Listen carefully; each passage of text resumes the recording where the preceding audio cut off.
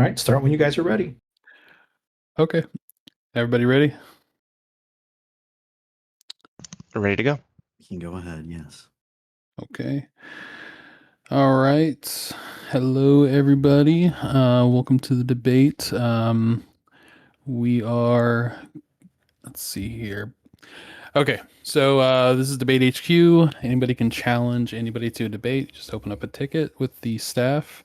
Before we start, I'd just like to remind everybody that we also have Sway versus PMARS, Sola Scriptura this Friday, June 19th at 8 p.m. Central. That's 9 p.m. Eastern. Tonight's debate is going to be the resolution is the preconditions of intelligibility presuppose the truth of Orthodox Christianity. Vane is in the affirmative. He's an Orthodox Christian. Josie is an atheist, and he will be taking the negation.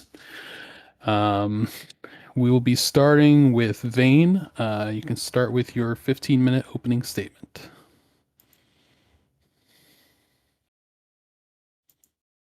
All right, one moment. I like to keep a stopwatch myself as well. Okay. Ready? All right. So,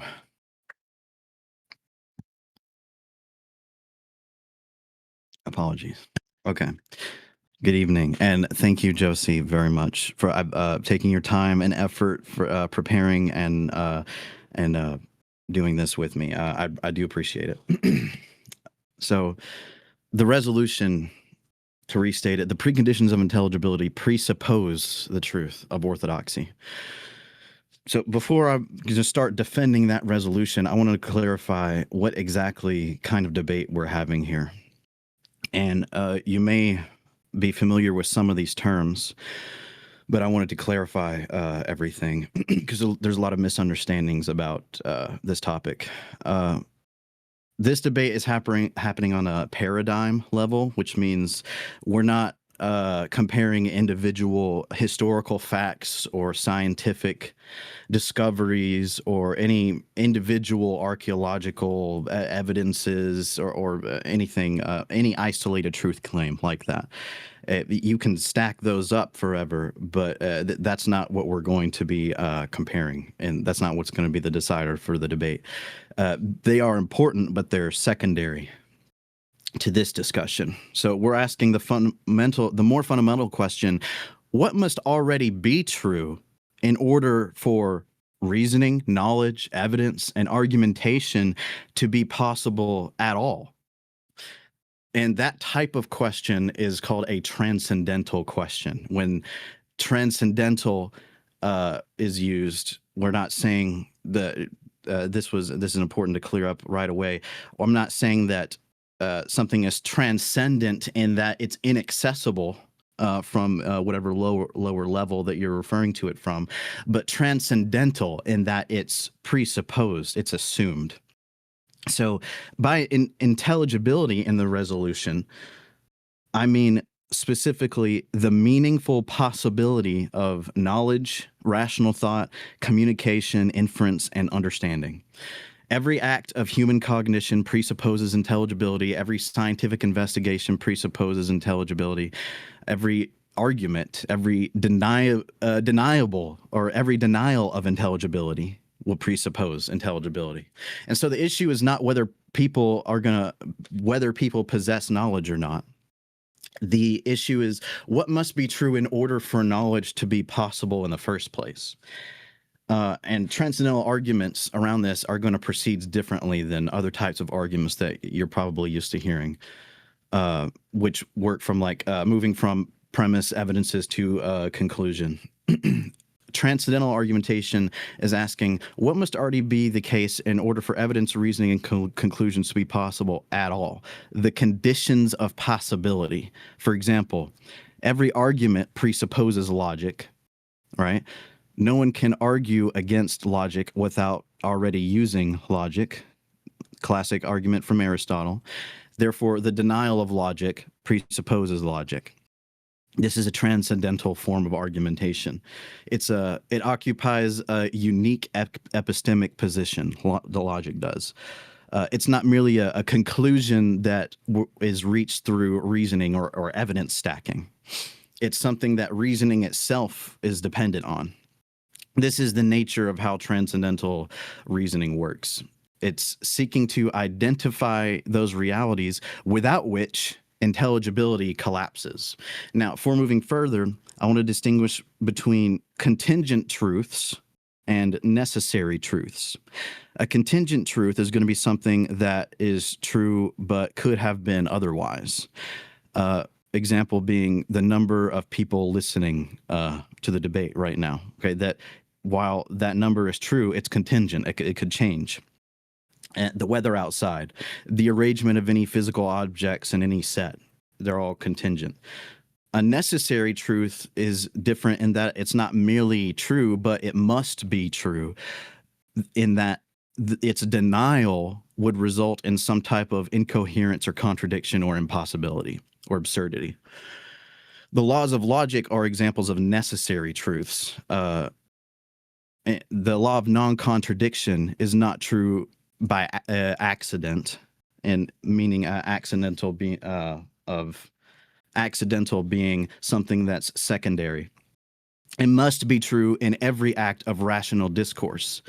Necessary truths occupy a more fundamental level than contingent facts because all contingent reasoning already presupposes them. This means the debate's it's not primarily about facts within our individual worldviews. It's about the conditions that make facts, knowledge, and reasoning possible. This condition or this distinction is important because modern philosophy has repeatedly demonstrated this, that evidence alone cannot answer the paradigm level questions. Clearly illustrated by what is famously known as the problem of the criterion, which asks, how do we determine which beliefs are true before we know the correct standard of knowledge? And how do we identify the correct standard of knowledge before we know which beliefs are true? Every worldview is going to encounter this problem eventually. And at some point, every system is going to have to justify the framework through which it interprets all of reality and the data through reality. The challenge becomes even more significant when we look at the myth of the given from Wilfrid Sellers, which is another famous paper on this topic, that the myth of the given essentially is that the belief that knowledge can be grounded upon completely raw, uninterpreted facts. And Sellers argued in his paper that there is no such thing as theory-neutral observation. All observations occur within a conceptual framework. All data is theory-laden. This is a phrase that you might have heard a lot. Not all claims are theory-laden. All knowledge claims are theory-laden. And this is directly related to a lot of claims that atheists will make that this is just a side point, that atheists will claim things like, oh, this is I'm not affirming any positive belief, I'm just denying one belief, I'm just denying the belief in God, that's only one belief. Well, this is meant to confront that all of your observations and claims are going to occur within an entire conceptual framework. Okay, it's there. Everything that you say and do and experience is interpreted through prior assumptions. And then W.V.O. Quine is going to reach a similar conclusion in his paper, Two Dogmas of Empiricism. He argued that experience does not test isolated beliefs one at a time. Rather, experience confronts your entire network of beliefs, of presuppositions, all at once. What is evaluated in your human experience of the world, it's not a single proposition in isolation, but it's your entire conceptual scheme is how all of human experience works. Everything that you've ever encountered or known or asked or predicated. It goes up against your entire network of beliefs all at once. Not stack up like a tower. This means evidence itself is never going to be self-interpreting. It's always viewed through a prior framework. The same lesson emerges from what's called the underdetermination of data theory within the philosophy of science, saying that multiple competing frameworks, multiple competing paradigms can often explain the same sets of evidences. And so, therefore, no amount of additional evidence is automatically going to be able to determine which ultimate framework is correct. Evidence can settle disputes within a framework, but it can't justify the framework itself. And this is why simply stacking more evidences doesn't, it's never going to answer the paradigm question, which remains, why should we trust the conceptual scheme through which evidence is interpreted?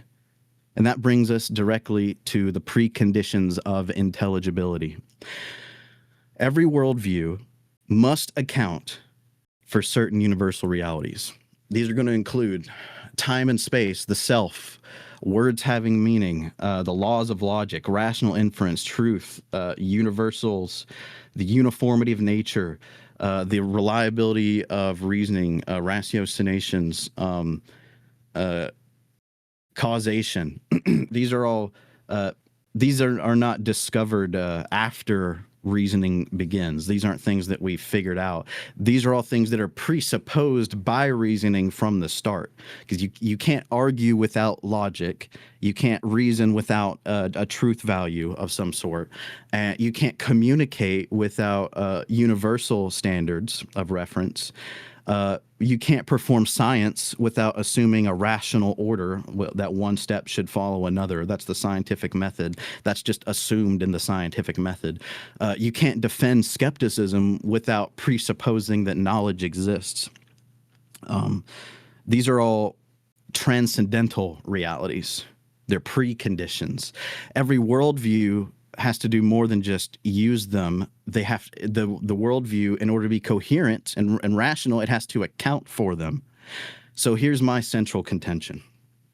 Orthodox Christianity uniquely proves the metaphysical foundation necessary to account for these realities. According to Orthodoxy, reality is grounded in the eternal triune God.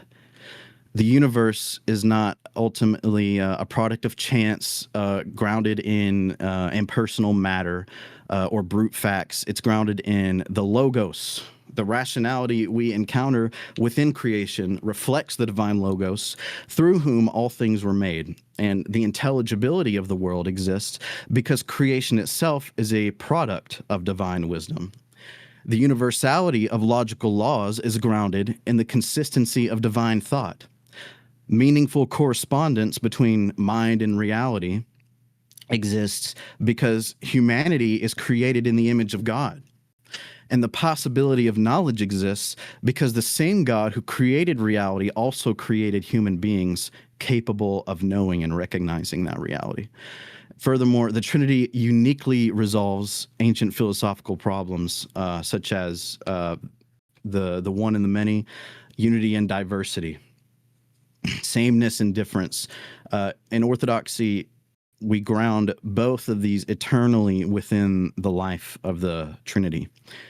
Unity is not something ultimate at the expense of diversity. So you can have something that's one and also many at the same time, and vice versa. Likewise, diversity is not ultimate at the expense of unity. Both of them are equally fundamental because both are grounded in the Trinity. And this provides a coherent metaphysical foundation for the world that we actually experience. Now, consider the alternative. If ultimate reality is impersonal, why should logical laws exist? If ultimate reality is merely matter and motion, why should abstract universal truths exist? Why should rational inference be trustworthy if reality is ultimately fundamentally irrational?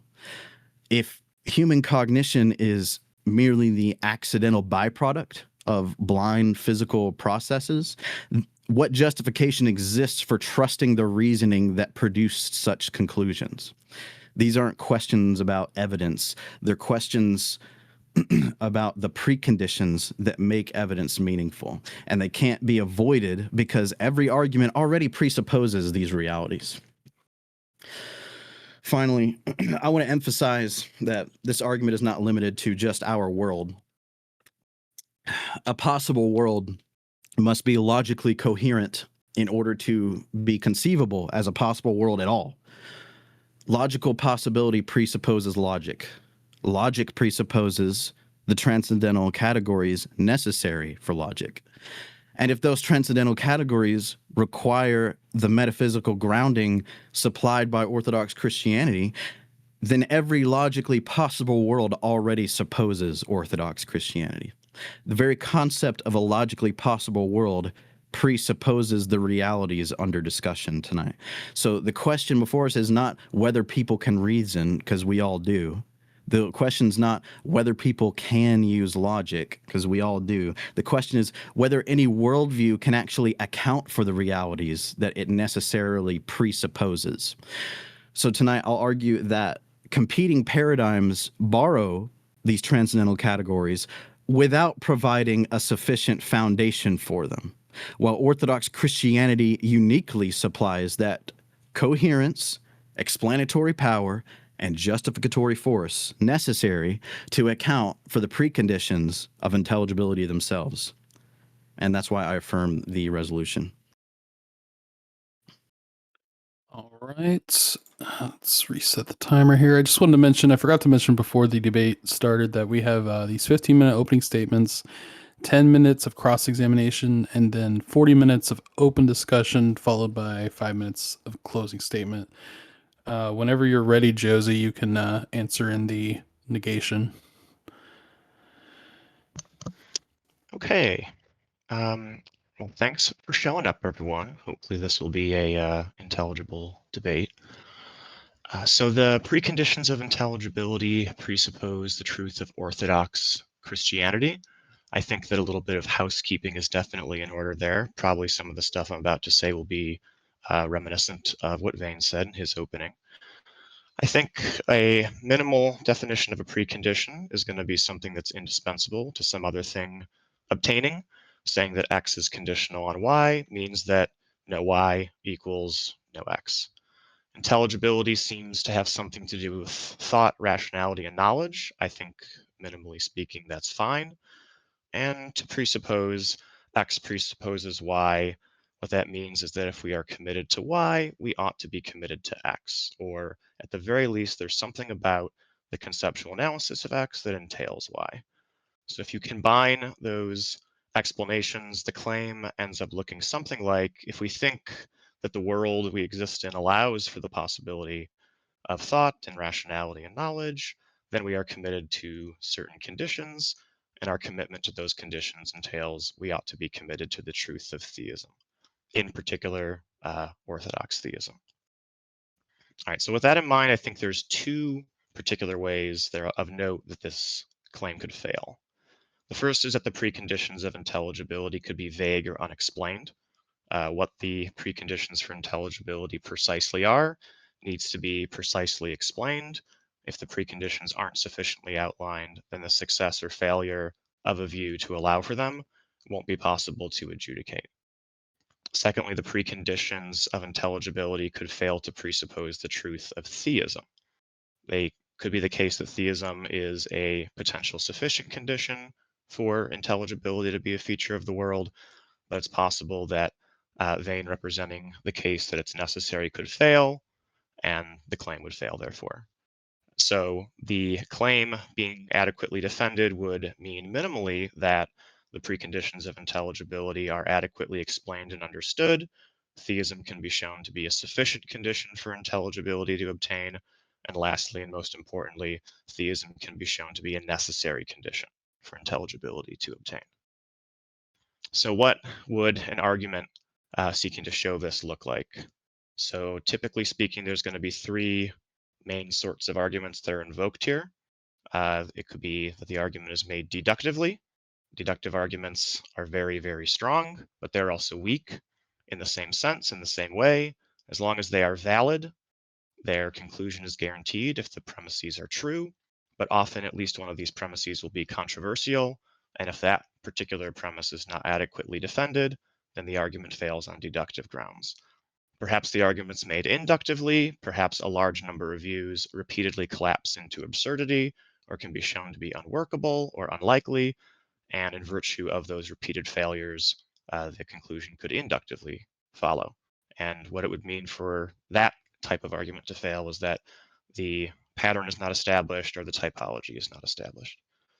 And finally, it could be that the argument is made abductively with some commonly shared theoretical virtues in mind. We could show that that theism is a better theory when it comes to explaining something, for example, intelligibility here. And this particular kind of argument could fail if the agreed upon theoretical virtues insufficiently favor theism over any other rival views. Finally, and perhaps most importantly, ruling out other views is going to be a point of contention. When you are ruling out other views, it's not going to be enough to rule out some arbitrary number in order for the debate prompt to be successfully defended. There's really only going to be one methodology that will be successful here. It could be that the deconstructive claims about rival views succeed, and the constructive claim with regard to theism succeeds. This would be a successful defense because we'd have a reason to reject non-theistic views and accept theism.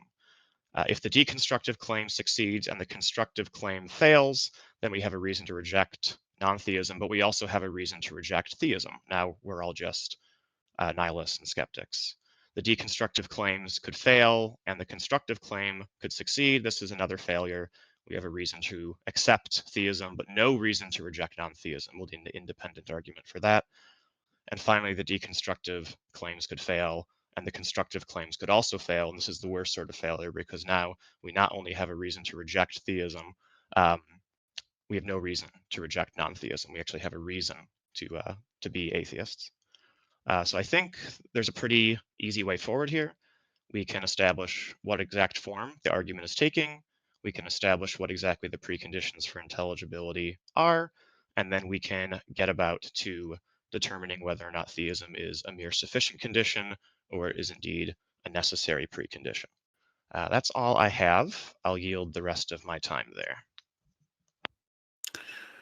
All right. We're going to start with the cross-examination. Just to remind everybody, in the cross-examination, the person asking the questions can interrupt the person answering. We will start with Vane. 10 minutes of cross-examination. Go ahead. Thanks. Thanks for your opening statement, Josie. I took a couple notes here. I wanted to ask you, because I had prepared questions, but I also wanted to ask you about something you said. Could you remind me real quick what you were saying about, well, I just had it typed up. Oh, yes, that the ruling out other views, it's not good enough to rule out some arbitrary number. Can you explain exactly what you meant by that? Yeah, so if you're trying to establish your conclusion deductively, then just pointing out that a single rival view is unworkable or incoherent isn't going to rise to the level of a deductive argument being sufficiently defended. Okay. Gotcha. All right. So do you agree that this debate concerns the preconditions that make intelligibility possible rather than merely individual evidences or facts? Yes. Okay. Would you agree that before we can evaluate any evidence, certain things must already be assumed, such as logic, reasoning, and the reliability of inference? Sure, that's agreeable.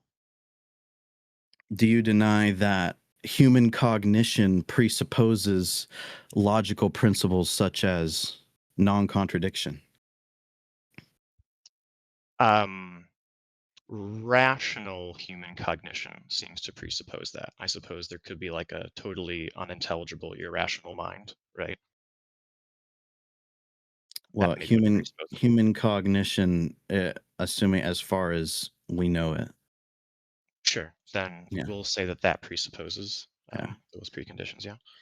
So can a person rationally argue while rejecting the law of non-contradiction? Well, that's going to depend on what logics they adhere to, right? I'm fine with proceeding for the rest of this debate as though the three laws of classical logic are like the rule set that we're using. We don't have to bring other logics into this.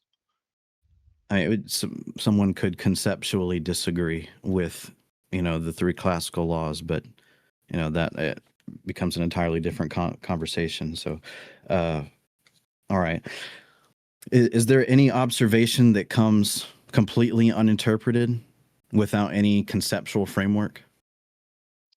If we're defining observation as something that's done by like a contingent human mind, then no. Okay. Do you believe raw sense data by itself can inform you of a truth value, something being true or false? If raw sense data is just like the five senses, then no, I would reject that. I think the additional senses are required. How do you determine what conceptual framework should be used to interpret these observations? Typically, I would say that frameworks or theories should be appraised as far as their theoretical virtues. So the higher they rank, the more likely I am to lean towards those theories. Could you say that one more time? Yeah, I think that a theory's virtues determine whether or not I would lean towards that particular theory. A theory's virtues, Correct. which is A couple simple ones would be something like integration of data, lack of ad hocness, parsimony, stuff like that. okay. And so you're saying that you have identified a set of attributes, I guess, that you're calling virtues about a theory, that if a theory meets those virtues, then you're saying that that should be preferred to make interpret observations about the world. Yes. When you asked me earlier, how do I praise Mhm. which conceptual framework is best? I Mhm. take that to mean we're sort of reasoning abductively. We're kind of comparing meta level views. And when comparing meta level views, you're going to need meta level principles Okay. like theoretical virtues. So, but did you? But so you agreed with the last sentence I said, though, right? Correct. Yes. Okay. Here's just one problem with that, and we can go on past this. But the issue here is you just agreed that these are a set of principles that you have identified. So can you tell me how that is not circular? The identification of the theoretical virtues, you're asking if that's circular? Well, you said that how you determine which framework should be used is based on the virtues, Mhm. and but at the same time, you're saying that you're the one that identifies what those virtues are. So That's correct. Yeah. that's the problem of the criterion. Mhm. Yeah, so I think that there's going to be certain tools that we use when we are evaluating claims or justifying things, and Hmm. those things themselves are not going to be able to use the tools, right? Because that would be like asking, is the law legal, right? And so these are going to be unjustified sort of hinges that we rest Unjustified. our. Yeah, that's correct. Do you think that it's rational to hold a belief that's not justified? In some cases, yeah. It'd be irrational, I think would be a little bit more precise. There's certain things I'm committed to irrationally. I mean, I we can give like examples like um, Gettier problems and such, but I'm more asking is let me think of a better way to phrase it, that it's reasonable to hold a belief that you can't justify. Yes, if If like Well, logic. I'm sorry. That's a rad question because that's a Gettier problem. I apologize. Okay. Give an example of what you mean when you say that it's rational to hold a belief that's not justified. Sure. So irrationally holding it, I think, is what I'd be a little bit more precise. What I mean by that is, let's say that we say we're going to use classical logic to justify a conclusion. The laws of logic, if they are the tools by which we justify things, they themselves can't be justified because that would be sort of bootstrapping, right? That'd be like asking, is Okay, the I law see what legal, you're saying. I right? see what The you're law saying. determines what's legal. So the law Yeah. can't be legal. So it's here's a correction that I want to offer. It's not that these things aren't justified. It's that they're recursive and they're justified by what is called impossibility to the contrary, or things like reductio ad absurdum. Like these are very old, classic, famous philosophical arguments that the law of logic, 2 minutes. the laws of logic are justified in that the denial of them results in absurdity. So it's a reductio in that. That's the justification. You see that? I don't, because reductio ad absurdums, they reduce views to contradictions, and a contradiction is a feature of a logical system. So you already need the logical system to even care about contradictions. Yeah. So the denial of logic would presuppose the logic in the denial. That's Aristotle's transcendental argument for it. Mhm. I understand, but why, if you're not already committed to the logical system, why should you care about contradictions? Well, okay. What do you mean when you say you're not committed to the logical system? Let's say that you're trying to justify logic. If you give me an argument that You got 60 follows seconds. inference rules or reduces me to a contradiction, why should I care about that if I'm not committed to the logical system Okay. of which the features I are see. So we only got contradictions 60 and seconds. reductios? So we only got 60 seconds. So it sounds like you're saying that you're conflating mental assent with necessary presupposing the laws of logic. I'm not saying whether you care about them or not, or believe them or agree with them or not, is not having to do with being beholden to them. It's necessarily presupposed for you to even make the critique at all, whether or not you agree with they're true or not. I'm not sure if there was a question there, but perhaps we can talk about this during the open discussion. Well, it was I was just offering my correction there. So if you disagreed with that, yeah, I do, but I think it would take me more than the remaining amount of time. I don't want yeah, to steal just time from you. all right. Well, you can go ahead with your cross examination. All right, let me reset the clock. Go ahead. Okay. So on your view, on the Orthodox Christian view, do you think that the world being uniform in nature is one of the preconditions for intelligibility? Uniformity, yeah, universal. Okay. What is the explanation for why the world is uniform on the Christian view? The world is uniform because that's it's an aspect of the mind of God. So uniformity is required in order to establish certain observations and predications and knowledge, such as like recognizing shared patterns across large sets. That this is Okay. you need That's sufficient. universal. Mhm. Could God's mind have been different, and the uniformity of nature could have been otherwise?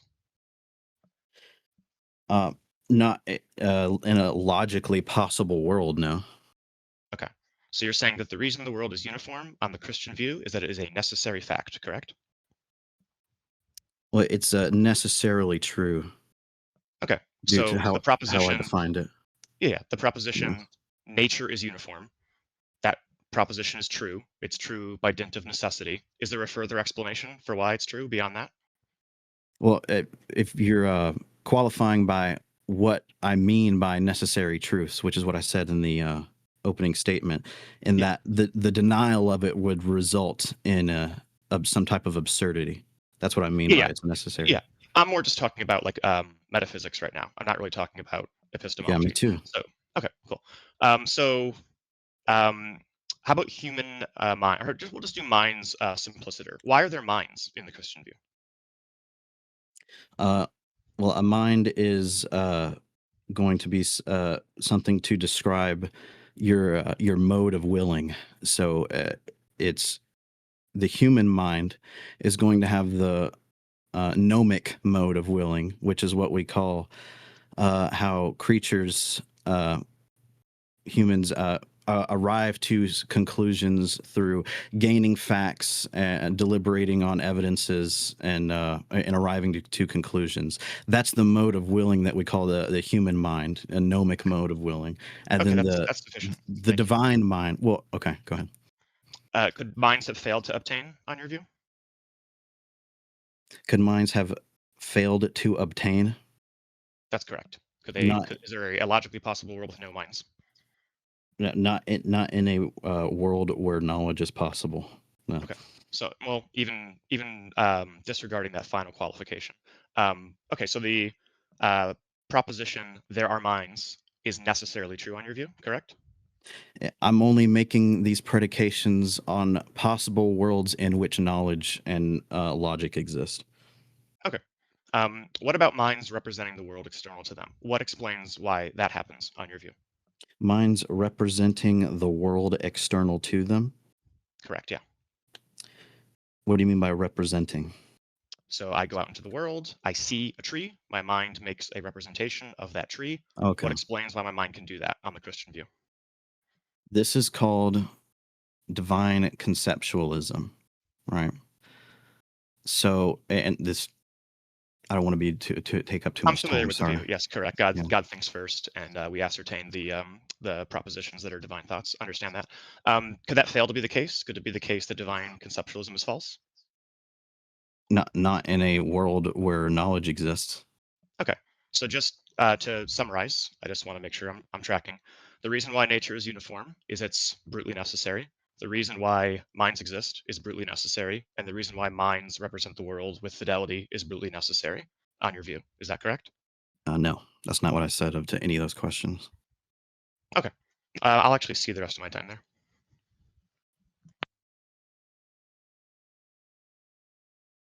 Oop, all right, I'm unmuted. All right, let's go here.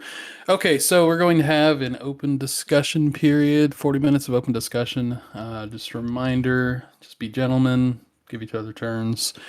Don't be crazy. We're going to start the 40 minutes now. I don't know, I'm feeling a little crazy.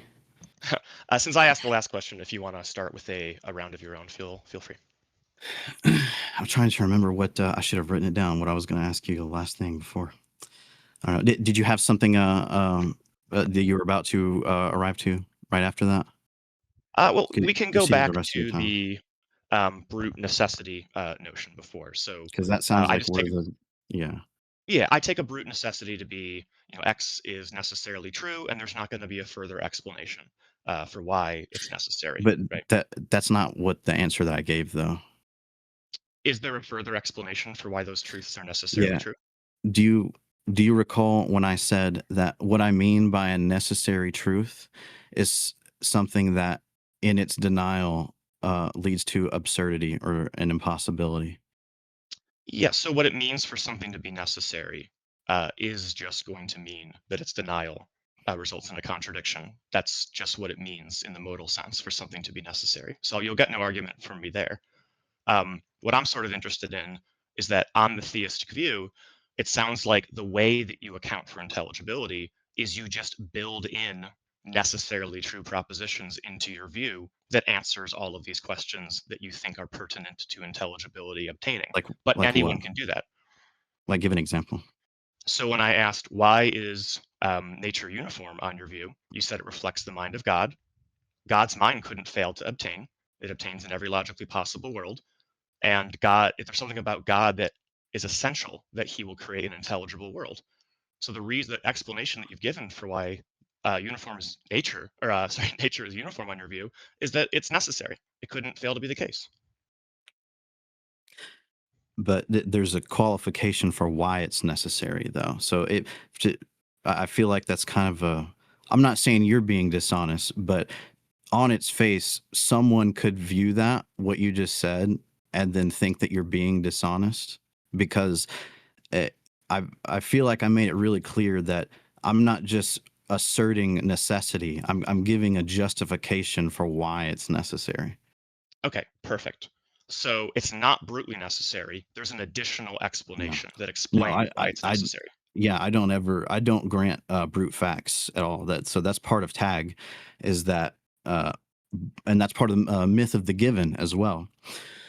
That brute facts don't actually exist. That there's no such thing as something that's just arbitrarily true about reality or the world. And how do I know that? Well, because the only way for that to be true is if you just like if you were to assert the fact. You can't give any example of anything that you know that's not contingent on another thing. Okay, understand. So if it's the case that nature being uniform is not brute, but it is necessary, what is the further explanation for why nature is uniform on theism? Well, that because necessary and brute are not the same thing. So we're making this distinction that when I'm saying by the denial of something like universality, we'll give it a specific example, like the principle of induction, or even more simple, identity over time. Any universal concept, if the denial of them, if I were to say that, oh, those things don't exist, well, if you were to grant that proposition, that denial, then the implications further down the road from that logic chain is going to result in some type of impossibility, unintelligible conclusion, or absurd or contradicting conclusion. Totally So agree. yeah, so that's not what it means for something to just be a brute fact. That's proven by reductio. That's not what a brute fact is. Maybe it would be helpful to clear up because maybe this is like there's some noise in the signal here. I take brute to mean no further explanation. I take Correct. necessary to mean obtains in all possible worlds, and I take contingent to be true in at least one possible world. Is that all agreeable to you? Well, no, because I specifically defined what I'm talking about when I say necessary in the terms of this argument here. So all necessary means by your lights is that the denial of which results in a contradiction? And some type of absurdity or impossibility, or a What if there are contradiction no would fall underneath minds? that. So if there are no minds to deny the law of non-contradiction, it no longer is necessary? Yeah, but I'm not talking about that type of world. I'm talking about a world in which knowledge is possible. Gotcha. Okay.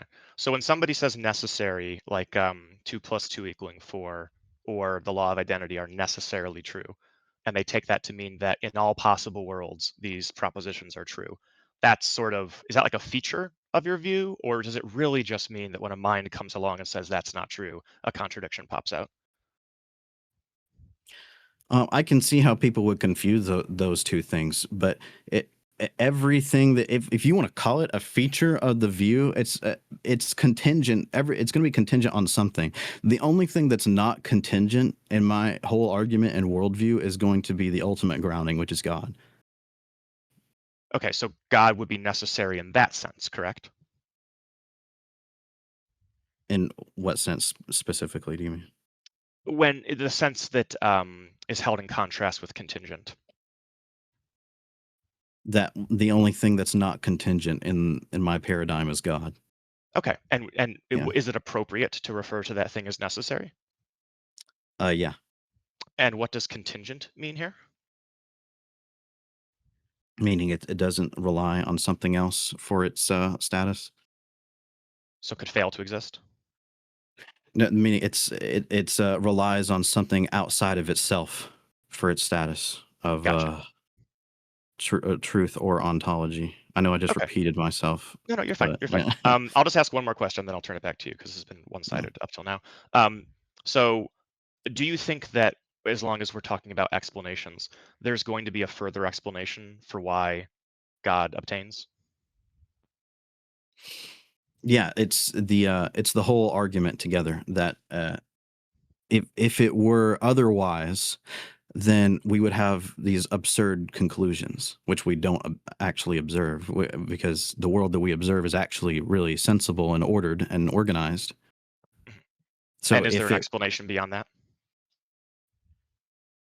beyond that, well, I mean, it can be, there's a lot of details. This can be expounded in great detail, but in short form, that's the argument that the denial of God, of in anything that we believe as Orthodox Christians, the denial of any of that necessarily later on down the road of the implications of the logic is going to result in some type of absurdity or contradiction. Okay. And sorry, one more question, then I'll turn it back to you. What is a contradiction on your view? Like affirming two opposite like dialectics and like a P and not P, if you want a formal definition. Gotcha. Two things Okay. that can't Cool. be true at the same time. Understood. All right. Yeah. If you want to go ahead and inquire, go right ahead. Thank you. I was going to ask you previously about. I keep telling myself I'm going to remember to write that down because I want to ask him about it, but I don't. I'm just enjoying our conversation too much, man. But uh, I do want to ask you, when you say, well, if you could help me remember, you were saying that you think it's the same thing. Man, I feel so silly. I can't remember the last thing that we were talking about. It was at the end of your cross examination. I can I recap that believe. if you'd like, real quick. I can be brief. Thank you. I would appreciate it. Yeah. So what I was asking was, I was trying to sort of like trace the explanatory history of the kinds of things that are necessary for intelligibility. So I was basically going down this sort of chain, like, hey, why is the world intelligible? Why is the world uniform? What's the solution to the problem of induction? What's the solution to identity over time? And I'm hazarding a guess right now, correct me if I'm wrong, the explanation for why those features of the world obtain on Orthodox Christianity is because those features are set by God, and God has an essential nature, which means that in any world where God obtains, those features of the world will be those ways. That's sort of the chain I was trying to establish. Mm-hmm. And the reason why I was trying to establish that is because if what we're going to do when we're providing a view that accounts for intelligibility is just build into the groundwork of our view necessarily true propositions like nature is uniform, inductive reasoning is reliable, right? We can represent the world with our minds with a high degree of fidelity. If we're just going to build those into the groundwork of our view, then trivially speaking, you can construct a view like this that accounts for intelligibility. But what's stopping anyone else from doing that, minus the God? That you can't just assert any like random worldview, like because immediately if you're just saying, well, I have the flying spaghetti monster worldview, on its face, well, you're admitting that it's made up. Well, I don't think that It's the imaginary people view. that represent non-theistic views are that bad faith, right? Like they put some thought into their worldviews. The point is that You'd be surprised. oh, yes, I'm sure, and I'll do my best not to do that today. But if there's going to be like a kind of a trichotomy of options when it comes to tracing back the explanatory history of things. It could be the case that the world is the world the way it is because it's necessary. It could be that it's brutally contingent. It could have failed to be that way. It is that way. There's no further explanation. Or it could regress infinitely. But it seems like the theist is going to have to end up in those three options as much as the non-theist, unless you think there's a fourth option. Um, well, I don't grant. There's another version of this that people will refer to. It's not exactly analogous to what you just said, but I'm sure you've heard of it, Agrippa's trilemma, where people like to think they'll say, "Oh, at every proposition, then ultimately you're only going to end up in three possible appeals, and they're all fallacies." Well, it's making this assumption that knowledge is only obtained in this one way, and that ultimately, in the Christian worldview, knowledge is and experience is revelatory by from a source that transcends the structure that it's in, that we're experiencing, that we're describing. So it's I don't understand how you can arrive to this conclusion that no, it only must be one of these three ways when you know that there's I mean, every skeptic, every anti-theist will admit this, that there are multiple ways to prove and know things. You don't prove and know every fact about reality in the same way. So I don't understand how you can feel comfortable making that conclusion that, oh no, you can only result in these three options They're here. slightly different. Agrippa's trilemma is a commentary on justification, right? It's this notion that there's only three options, right? Although there's an additional two posited as well, but that beliefs are justified in virtue of like these properly basic foundational beliefs. Beliefs are justified and the justification regresses infinitely, or beliefs are justified in virtue of their coherent position in a web of beliefs. But that's not what I'm talking about. I'm not talking about epistemology. I'm talking about metaphysics. I'm talking about the explanation for things. What's the explanation for why the world is uniform in nature? Not how do we find out that the world is uniform in nature? I'm asking like a meta level question, right? And I think that on that level, the explanation for why the world is uniform is going to come down to one of those three options. How do you view the explanation that I gave as falling into one of those? Because Agrippa's trilemma is a commentary on Not justification, and not the that. trilemma I gave is a commentary on Not metaphysics. not not the Agrippa's triumph. I'm talking about divine conceptualism, like how Christianity accounts for knowledge. Mhm. So I view that as a classic externalist analysis of justification, right? There's going to be a difference between giving justifications, like inferences, and being justified, which means to like tell a story, and the feature of that story is that we're justified. Christians can tell a story of why we're justified. God exists. God outfits us with reliable belief forming mechanisms. He desires us to represent the world reliably. We go out into the world that he created that's intelligible, and then we form beliefs. But that's what it means to be justified, right? Anyone And can tell a story is there like that. anything incoherent about that? No. Okay. But the way that we appraise rival externalist accounts is by theoretical virtues, because it's very easy to spin up a trivially coherent account. Yeah, that's why it's coherence is not the sole. This is what I mentioned at the end of my opener, that it's the worldview, in order for it to be true, to be proven in this way, in the terms of how we're talking about it here, is that it has to be coherent. It has to have explanatory power, meaning the metaphysics of how it is, and the justificatory force of how you know it is, of how it can be I agree. justified. Exactly. So explanatory power, right? That's going to be a theoretical virtue. And so we might say, okay, Mr. Atheist, you've spun up this view of the world where there's minds that are natural, that evolved, that go out into the world and form beliefs because they've evolved under selective pressures, right? And that's your view. I have this view. And then we sort of look at the theoretical commitments of those views. For example, here's a great one. Why do minds make mistakes? Well, the explanation on like evolutionary reliabilism is going to be that our senses evolved imperfectly. The explanation on theism is that Adam and Eve had a bumble in the fruit aisle, and the noetic effects of sin cloud things. And then we compare those explanations, and theories of optics and cognitive bias and mental disorders are a much better explanation than the noetic effects of sin. So now we could see a way in which evolutionary non-theistic reliabilism starts to edge out theism. Okay. But I see that this is all still on like first order claims though about stuff. I'm more the whole frame of the debate that I'm trying to present here is basically everything that you just said relies on certain logical principles in order for it to even be like valid form of like a argument or criticism or reasoning at all.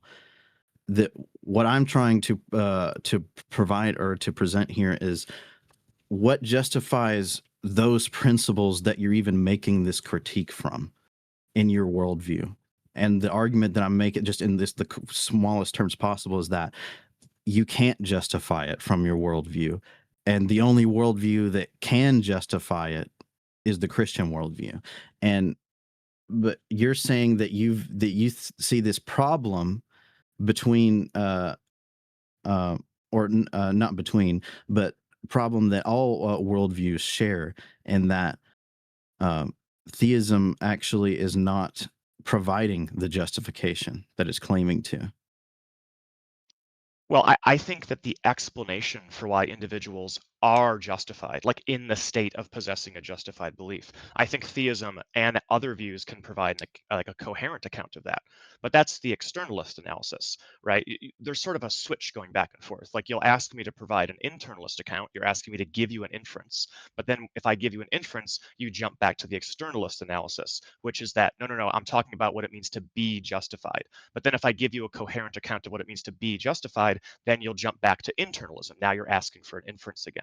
So let's just stick on one analysis of justification, right? I understand that that's what you really want to do, but that entire logical framework, what I just said, that relies on principles that you're assuming to even make these categories of externalist versus internalist critique.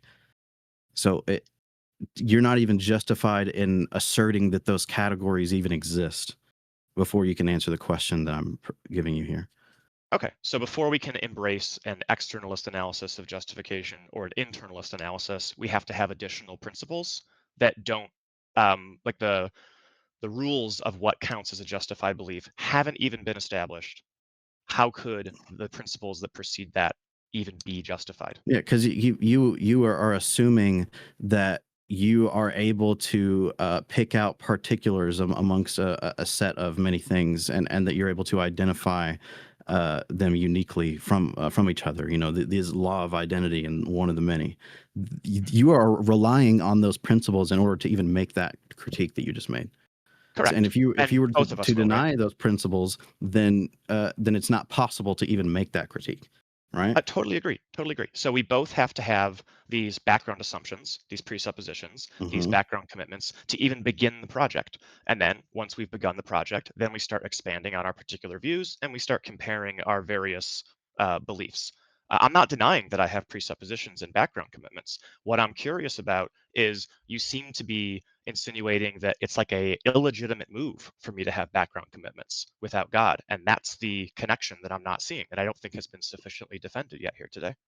Well, that the move is unjustified because of how I explained that you're just asserting that it is a certain way, or it's going to ultimately appeal to some type of fallacy. Pretty much every time that I've had this conversation, 'cause, I mean, I've not just asked you straight up, well, what's your justification for it? I mean, I could just ask you. For which thing? For which principle? Just pick the principle of Sure. induction. Oh, well, the problem of induction is a tricky one, right? Because you can just stipulate that the metaphysical picture of the world is such the way that induction is like a coherent view. But the problem of induction is saying that we can't make gross metaphysical assumptions like that. So um, the problem of induction has a psychological resolution, not really a logical one. And that's from Hume himself, right? I mean, Hume didn't become a Mm-hmm. theist after he dwelt on this problem. Mm-hmm. But how about uniformity of nature, right? Like if nature was disuniform, ununiform, anti-uniform, would I be able to wonder if it was? I think the answer to that question is no. So that's sort of a transcendental argument about the uniformity of nature. So I've given an inference, right? Now I can tell you a story of why I am justified. So now I've given you the internalist and externalist account. Um, sure. So what exactly is the problem there? Well, a justification is not to tell a story. It's this is what a lot of people get wrong. It's not setting up a state of affairs where at first the Big Bang happened, and then a rock crashed into another rock, and it made a planet, and so on and so forth. And then now we have brains and minds. Like that's not answering the question of justification. If someone were to do that, for Totally example. agree. Totally agree. So So just to be clear, that means that what you mean when you ask for justification is you mean the internalist analysis. You want me to give you an inference. I'm asking for what is classically understood by what is meant by justification, which is giving good reasons for why we believe whatever proposition. That if your reasons for it doesn't actually, if the reasons that warrant the belief. Gotcha. So just a quick addendum. I don't know if internalism is still the majority view, although you did say classical. But just to be perfectly clear, if internalism is the what we mean by justification, then this does mean that when we bottom out our logics, the tools themselves are going to be unjustified by definition, right? Because we can't use the tools to justify the tools. That would be circular by your own lights. So now everyone's view is circular by your lights. Yeah, well, this is another part of it is that we don't deny, or I'm not denying that worldviews are ultimately circular because obviously they all are. That's the whole point of what being recursive means. Now, the question is vicious circularity on a lower order, first order logic of, assuming the conclusions in the proposition. That's not the same thing as self-referencing on a paradigm level for the coherence of the whole system. What are the criteria for virtuous circularity and the criteria for vicious circularity? I wouldn't have to top of my head. I would have to look it up off. No. Give This you a this is a list off the question top of my that head. Yeah, I'm not asking a technical question. I'm just yeah. saying, presumably you think theism is virtuously circular, and you believe that no other views are. You think all other views are viciously circular. I'm asking you, is that It's non-arbitrary? specifically Orthodox Christianity, and Gotcha. your question is that arbitrary? I'm asking, how did you determine that Orthodox Christianity is an example of virtuous circularity with regard to justification, and all other views are examples of vicious circularity? Because it can be very quickly demonstrated by a series of questions of disjunctive questions of any worldview of how it can be immediately demonstrated that it's um, going to be appealing to a vicious circularity for either its metaphysics or its epistemology or its ethics. And Well, Christianity is the only one that doesn't do that. I'm confused about what the criteria are for vicious circularity versus virtuous circularity before we begin the process of talking about other views. That the assuming the conclusion in the proposition being a vicious circle. Okay. And you're saying that theism, when it assumes the conclusion, that's a virtuous circle. And when No, another view does it, it's a vicious circle. Is that all no, that's meant by these concepts? no. It's within the specific. It's like you're comparing the two paradigms, the two sets together. Like set A it's set up in a certain configuration, and set B is in a different configuration. The configuration of set A allows for certain events to happen within the set. But since set B is configured in a different way, that does not allow the same events to happen as set A is configured to have. Does that make sense? Theoretically, sure. So you're That's the saying argument. that Christianity is circular, but contains no contradictions, and so that makes it virtuously circular. Other views are circular, but contain contradictions, therefore they're viciously circular. Is that the idea? Um, if I just say, yes or no, and not like box myself into, oh, you said yes to that question, later on, but Sure. how you're presenting it right now, could you just repeat it real quick? Yeah. What I'm trying to get clear on is what's the difference between a virtuously circular and a viciously circular view. And it sounds like you alluded to a view is virtuously circular if it is circular but contains no contradictions, and a view is viciously circular if it's circular but contains at least one contradiction. Is that agreeable? I mean, within the argument, yeah, I mean, I'd feel much more comfortable if I were to able to just find this definition because I get really mad when I can't remember the exact No worries. definition. If we can see if it matters. My next question Yeah. is just going to be what's the contradiction in the non-theistic worldview? Um, like I said, any worldview, anybody's worldview, you can ask anybody a certain set of disjunctive questions, like do you believe in A or B, or A or not A, or B or not B? For let me give it like an actual example. Do you believe that the world, that reality is teleological or disteleological, meaning it has an end purpose to it or not. Depending on how one answers that question is necessarily going to determine the outcome and of a whole bunch of other things about that person's worldview later on down the line. And that's true of several other disjunctives questions that you could provide to any person of any worldview, that pretty quickly you'll see that they are affirming a contradiction. So just to be clear here, if this is like a flow chart of potential answers, are you saying that you can't identify the contradiction in the absence of an interlocutor? No, that I'm just saying that like that's a possible way to do it. I mean, Okay. Is there a way to do it as if I wasn't here?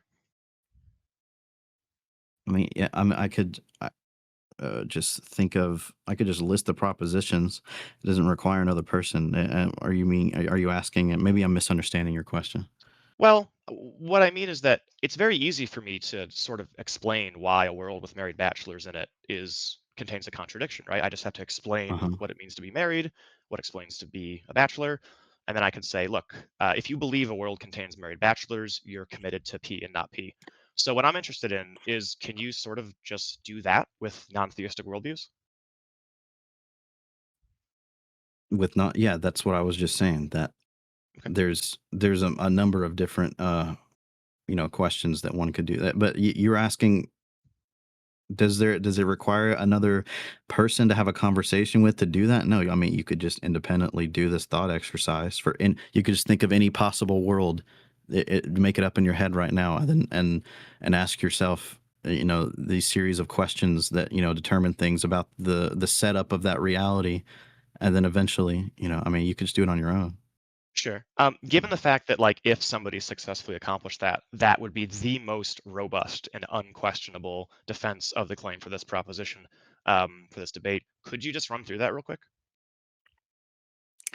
Of how Christianity, could you specify running through Yeah. exactly what What you're is the asking me to do? contradiction? What is the contradiction shared by all non-theistic worldviews, in virtue of which they're all absurd and Christianity is necessitated? Oh, it's not just one. That Okay, would be too easy. but it would only take one, right? It would only take one in that, yeah, in a system, that if a system is affirming a contradiction, then it's, yeah. Yeah. 10 So, like, minutes. with the remaining 10 minutes, could you just produce that for us real quick, the contradiction? With any worldview that necessarily makes a claim of not God,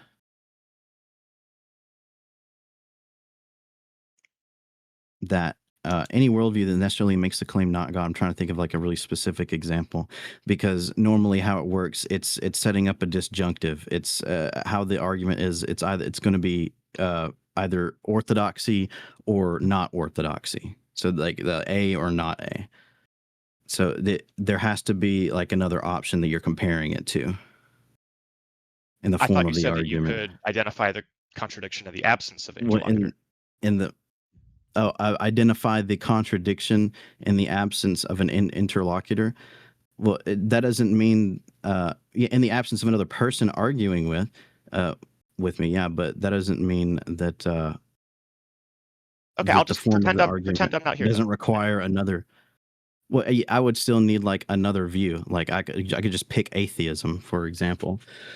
Like the worldview of atheism posits no God or deity or whatever, then that necessarily is going to result in the absurdity of explaining how you're able to identify universals, and you're affirming something that requires a justification, while denying the very thing that justifies it, the only thing that can justify it. So that's how What the if the argument atheist would is go. just confused and he doesn't have a view on universals? Does this mean you're not able to produce the contradiction for him? If it's presupposed in the view. He doesn't have to have particular knowledge about every event. within the Okay, system. so you don't even need his view then. You can just give out the views that he's necessarily committed to in theory, and you can expose the contradiction, and you don't need anyone to give you any views. Right? You In should the just be able form to, yeah. in the form of this argument, the form of this argument is disjunctive. So it's comparing two paradigms together. This is just the form of the argument that I'm giving. I totally If understand. the question that you're asking is, can I just prove my worldview without another to compare it to? That, yeah, but that's different than what I'm saying. Oh, okay. All right, so you're saying you can prove your worldview without another to compare it to, just to be clear? Or sorry, can I make the worldview? Can Christianity explain the coherence of how it justifies the preconditions, like the resolution of the debate? Like how does Christianity answer that? No, you don't need another worldview to explain that. But I think we agree on this. Just providing theism as a sufficient condition for intelligibility doesn't establish that it's a necessary condition. Yeah, Correct? that's why Okay. the form of the argument is set up in the way that it's a disjunctive between two positions. Gotcha. Okay, so it sounds like you're saying in order for the argument to proceed and for theism to be established as the necessary precondition for intelligibility, you need another interlocutor in the room. For this form of argument, you could just posit any other position. I could talk to myself and run through the argument. But Okay. it doesn't require another agent like being. It just requires another position to fill in the Okay, other cool. side of the disjunctive. Okay, so if I just spin up a worldview right now, you'd be able to run through it real quick? Yeah. Okay, cool. I'm a non-theist Platonist. Ready when you are. Okay. Do you Platonist meaning you I believe in abstract objects. you believe in the realm of forms and that No, they're no. Platonist in like the Phrygian sense, not in the I believe everything that Plato oh, believed 2,000 years ago. I am not formally trained in philosophy, so I don't know a lot of the names and the terminology of some of these Oh, things. okay. So So I apologize. no, Do you you're know fine. You're more fine. about Look, the this is my point, right? So just to be clear, you're agnostic at this moment about whether or not this view contains a contradiction, correct? Because you're not familiar with the view. no, I can already conclude that there is one, but I just need to understand the details of it to be able to show it. Gotcha. Okay. I'll rest there if you have any other questions.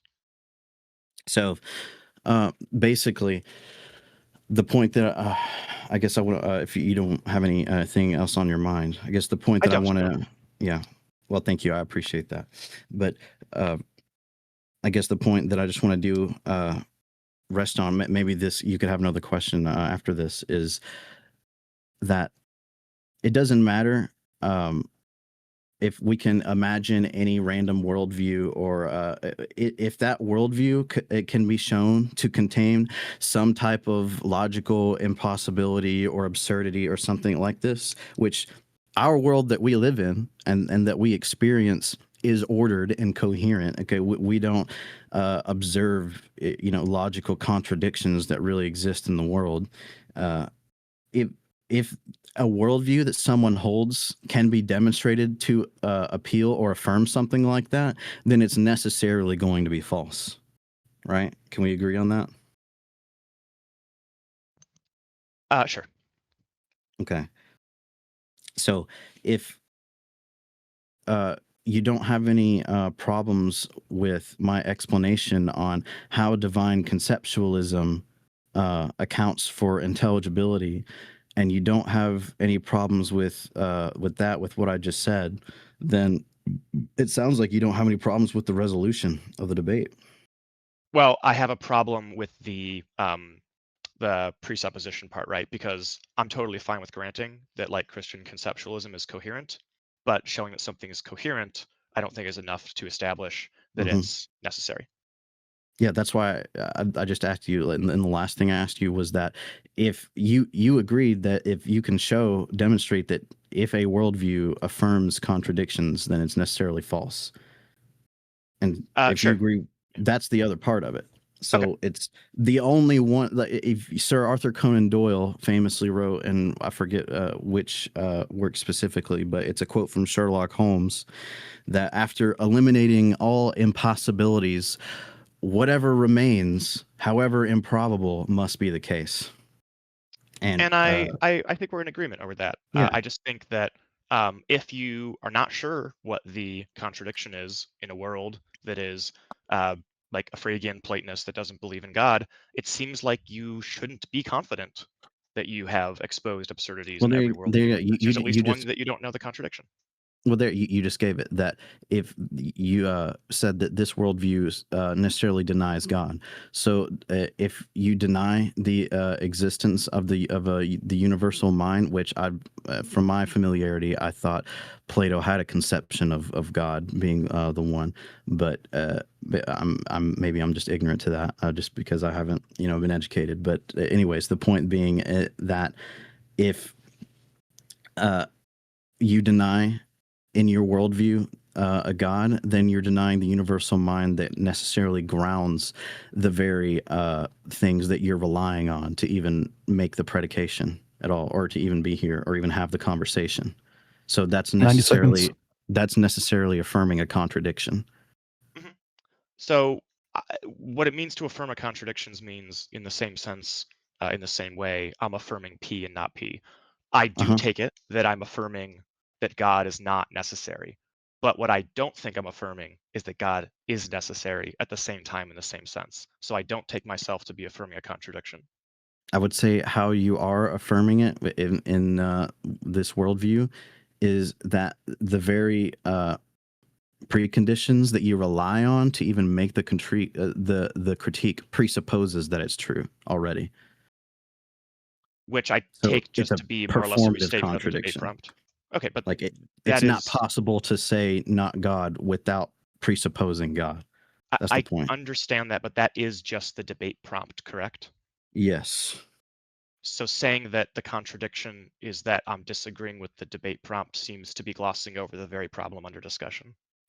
Well, not really, because if you understand how I laid out the argument in the opening statement, it's that the denial of the things that make knowledge possible is the contradiction, not just denying the resolution of the debate.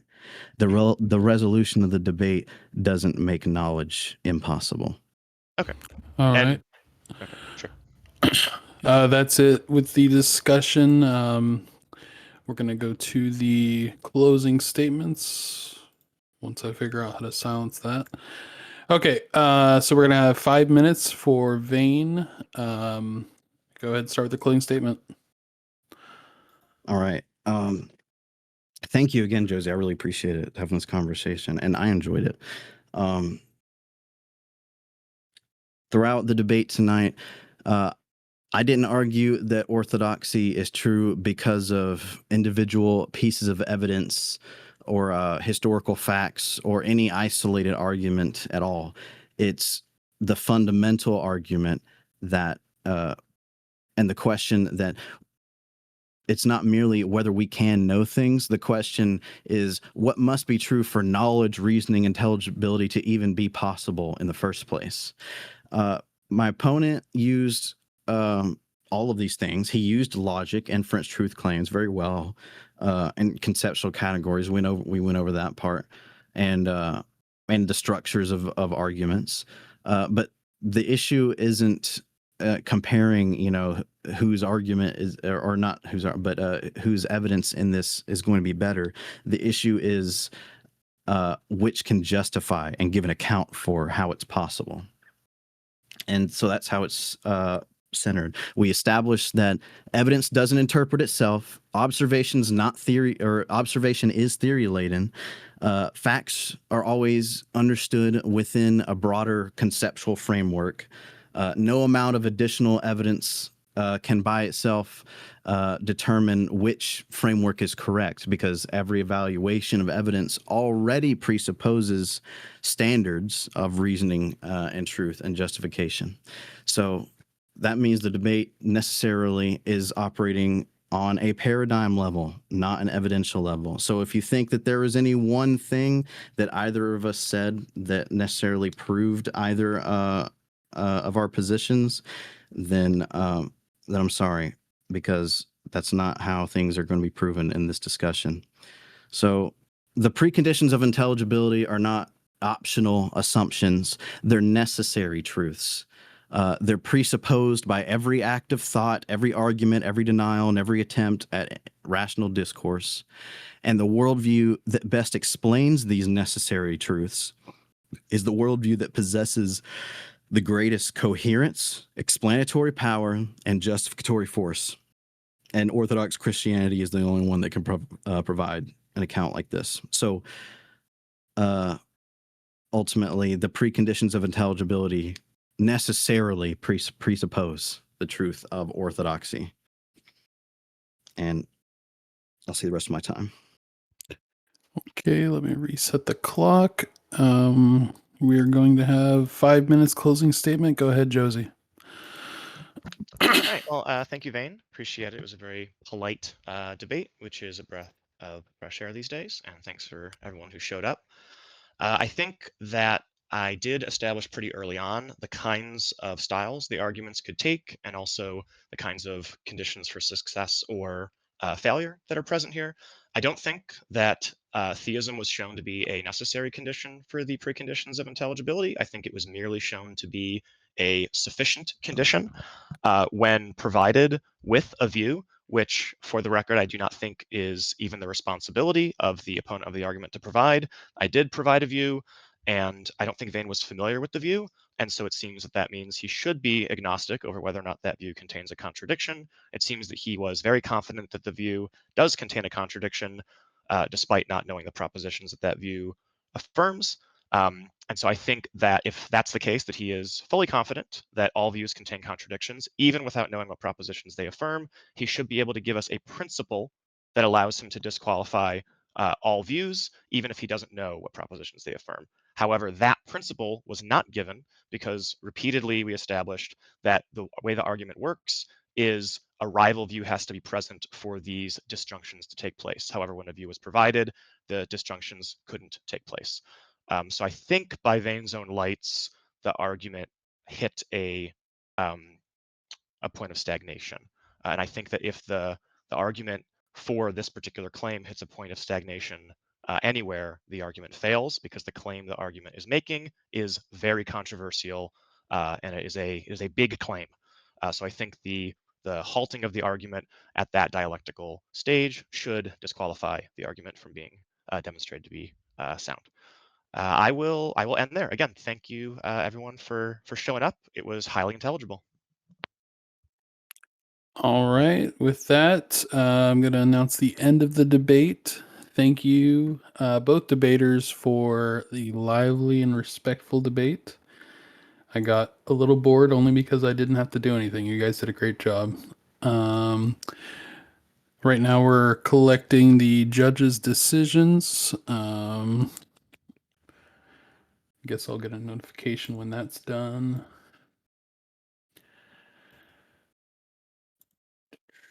All right, so we're gonna start a Q&A period here. Let me get a timer going.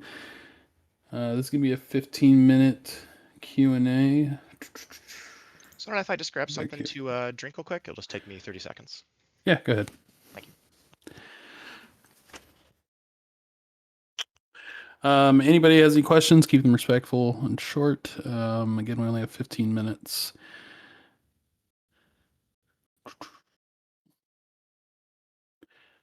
Once Josie gets back, we will start inviting people.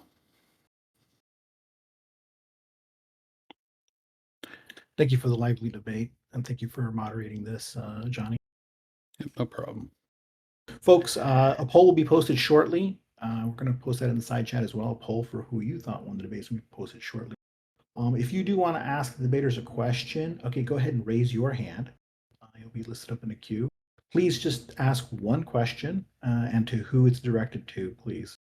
We're not debating the the debaters themselves. I am back. All right, let's see here. We have Cure. I'm going to go ahead and invite you to speak. Go ahead and ask your question. Hey. Yeah, so my question is basically, it's And going to who's it be, directed to? it's directed towards Vane. It's basically going to be a repeat, something you've heard. It's just that if the first premise is something like is the necessary condition for whatever thing we want to insert here, it strikes me to be that the burden here is to demonstrate a contradiction in any alternative, and so nothing I could ever say to you would ever demonstrate that. It would just be contradiction in affirming the negation of like the first premise, and then the second premise, perhaps that we have the thing in question, say knowledge, right? So if I affirm negation of the first premise, affirmation of the second premise, say like a modus ponens, and then what would be the contradiction in that affirmation, right? That's what the burden seems to me to be. So can you demonstrate that really quick? I'm not sure if I properly understand how you've asked it. Are you saying? Could you tell me what you think the first premise is? Sorry, I removed him from the stage. Go ahead and raise your hand again. Sorry, That's all right. I just need to get clarification. Because it sounds like he's asking what would be the contradiction in affirming the first premise, or in denying the first premise but affirming the second premise. But Yes. I wanted to know what do you understand to be the first premise? So is the first part of your argument not something like if we have knowledge, then God, basically, or something like that? Some transcendental. No. Yeah, I was actually talking with my brother about this before earlier today, that a lot of people have this really common misunderstanding about like just how the argument is structured, in that the first premise, from what I see, a lot of people think Tag is saying. They think that Tag is saying P1 is God is the necessary precondition for knowledge. Well, that's the conclusion. That's what's being trying to be proven by the argument. So Gotcha. that would never So be you're doing an auxiliary would be argument for that first premise. You're doing the auxiliary argument for the first premise, I see, of what would further follow. Okay. Well, no, because it's not a premise. It's the conclusion that the previous argument leads to. Thank you. Yeah. Floyd, we're going to move. Yeah, let's go to the next question. Also, everyone in the audience, the poll has been posted. If you go to the channel above, it's called Debate Poll. Debate Poll. Go into that channel, vote for who you thought won this debate. The poll is live. I know some of you don't see the side chat and it's been posted in the side chat, but please go to the poll channel and vote for who you thought won. Thank you. All right, go ahead, Floyd. Thank you for taking my question. My question is to Vane. Vane, seems like you're saying that if a worldview contains a contradiction, then it cannot provide the preconditions of knowledge. Is that what you're claiming? If a worldview contains a contradiction, yeah, because knowledge doesn't true knowledge doesn't affirm any contradictions. So it's a knowledge as being a justified true belief. So if it were to contradict, then yeah. Well, I mean, you could have a worldview that perhaps has two contradictory propositions within it, but why can't it still contain the preconditions to offer knowledge? We're going to move on here. Just one question, please, everybody. Noel, you're next. Go ahead and accept that invite. Go ahead. Yeah, can you hear me? Yep. Yeah, this is Surveying. Why did the chicken cross the road? Why? All right. Let's see. That's a good question. It's just gonna have to be left up to the great philosophers. Do we have any questions for Josie? Anybody want to raise their hand for Josie?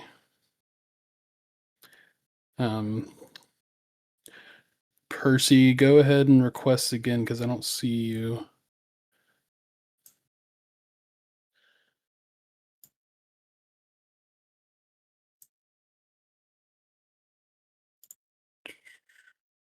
Okay. All right, Percy. Oh, people stop chatting. Okay, Percy, go ahead. Hey, can you hear me? Yes. Okay, a question for Josie. So, I understand that you believe that naturalism can accommodate the uniformity of nature, the future being like the past, there being an orderly universe that's discoverable and to the natural sciences and so on. Um, yes, it can accommodate those things, but do you at least grant to your opponent that theism has a better explanation for or more strongly predicts that the world would be like that? In other words, that the world could have just as easily on naturalism been a world where, there's no complex structures, there's random TV static distributions of particles everywhere. There's no laws that cause them to form in a way that is organized or leads to living things or living things that are conscious as opposed to just pea zombies running around, etc. Do you grant that theism more strongly predicts these valuable states of affairs will attain because a perfect God has reasons for that to be the case, whereas naturalism has no special reason to expect the world to have those kinds of data? Well, first of all, I don't know if it's fair to call me a naturalist, but I'll answer the question as though I am. I don't think that it's a better explanation because I think the theistic explanation for every single one of those datum points is just going to be that you build into the theory the following features. God desired X, God had the power to bring about X, God had no contributing reasons that would cause him not to create X, therefore X obtains. And you just do this for every single fact. So I think that's a way to spuriously unify the data set that you're appealing to in when it comes to theoretical virtues.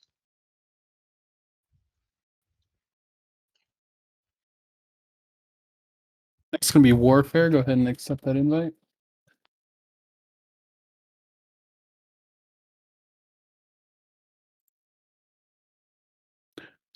You're on the stage, Warfare.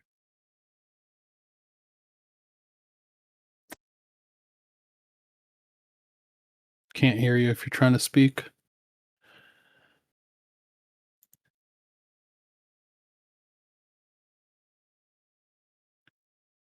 Okay. All right, Warfare. Go ahead and raise your hand again. Can't hear you. Cage is next. Go ahead, Cage. Hello? Yep, we can hear you. Okay. I have a question for Josie.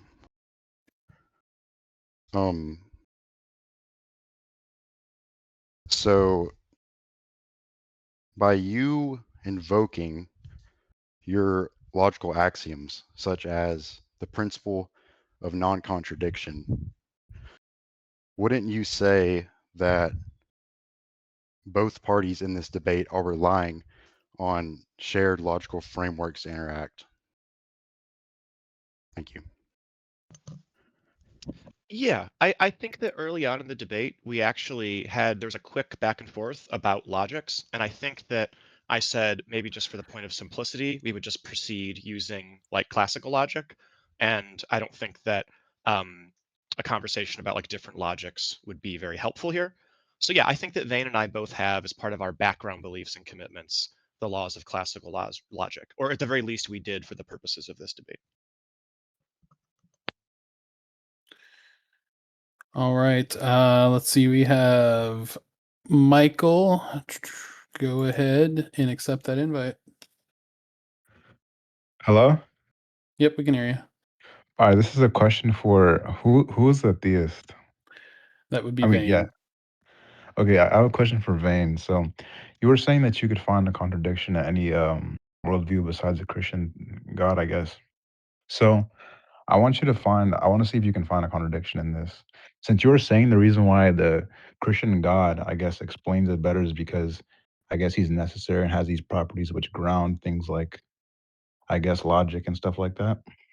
What if I just posited an idea that since you're saying that you can't just necessarily say it and it has to be grounded in some sort of object, since I don't know what's supposed to be meaningful about that, but let's say I were to posit that like there's like a rock, right, that grounds all these different things or causes all these different things. and it's all within the essence of that rock, and it's necessary of that rock to cause these things. And the only distinction between this rock in terms of grounding it is that it's not, I guess, an agent, so it doesn't have desires. It's just necessary in the essence of the rock to make, I guess, logic and like morality or whatever these other things you're saying. What would be the distinction? Like, what besides just the idea that it doesn't have like agential causation? What would be the distinction that causes like a contradiction? I think this worldview would fail to provide an explanation on how a rock grants or how a rock gives an account for and grounds things like universal concepts and properties. Like the thing that does that work, the thing that does do the work of grounding and giving an account for all the preconditions, all transcendentals, it would have to be something that a rock does not do. A rock does not possess the. I mean, I know the question said that it's a. Well, he actually didn't say that it was a special rock. I don't know. He said something about this rock grounds all of the preconditions of knowledge. I don't know. I guess you would have to show how does the rock do that, and a rock can't do that. So you're affirming something that is an impossibility. Okay, we are about to close the polls. Everybody, remember to vote in the poll for who you think won the debate. Radigan, you are next to speak. Go ahead and accept that invite for me.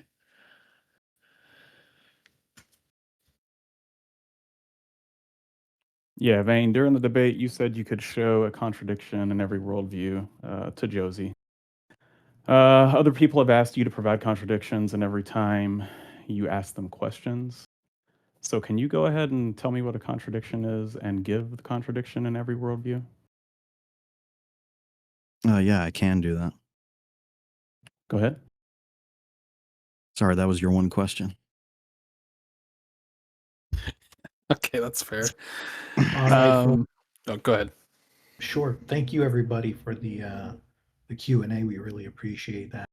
The poll is closed. We have the results of the debate. First, I want to thank everyone. I want to thank Josie. I want to thank Vane for coming out and debating this. It takes a lot of courage to come up here on a debate stage and debate in front of everybody and battle this out. It was a nice debate. It was deep. It was good stuff. And thank you for that. Also, thank you to Johnny for moderating this debate, taking it on short notice as well. Folks, if you guys want to debate on a stage and you have a topic you want to take somebody on, go ahead and put in a ticket in our system, issue a debate challenge, or if you have an open challenge, we'll post it up on the board and get you an opponent if we can. With that said, don't forget there is an after party. It's going to be in the Christian chat down below. And to announce the winner of the debate is Josie. He won the poll by 57 to 43%. And with that, we kind of close out this debate. Remember, this Friday, we have another debate. It's going to be P. Mars versus Shui on Sola Scriptura. They're going to be battling that out. That's 9 p.m. Eastern Time. Come back on Friday, this Friday, okay, for another debate. And thank everyone for everything. And see you down at the after party, guys. Thank you. Thanks, Vane. Thanks, guys.